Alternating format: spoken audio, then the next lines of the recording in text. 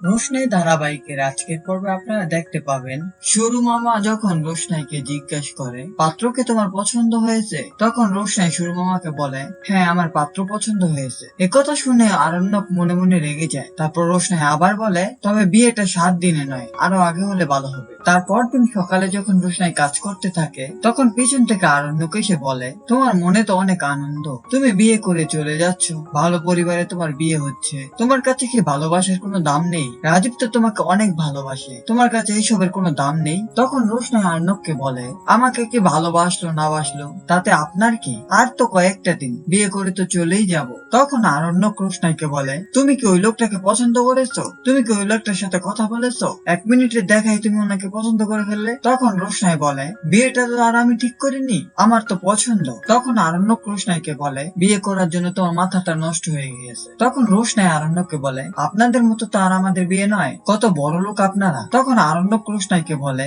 হ্যাঁ সেটা হয়তো ঠিক। তখন আরণ্যক রোশনাইকে বলে তুমি তো বিয়ে করে আর এই বাড়িতে থাকবে না। তারপর রোশনাই বলে হ্যাঁ এটা আমার স্বামীর উপর নির্ভর করে। তারপর একথা বলে রোশনাই যখন চলে যেতে চায় তখন আরণ্যক রোশনাইয়ের হাতটা পিছন থেকে ধরে। হ্যাঁ বন্ধুরা, রোশনাই ধারাবাহিকের আজকের পর্বে যদি এমনটাই হয় আপনাদের কেমন লাগবে কমেন্ট করে জানতে ভুলবেন না।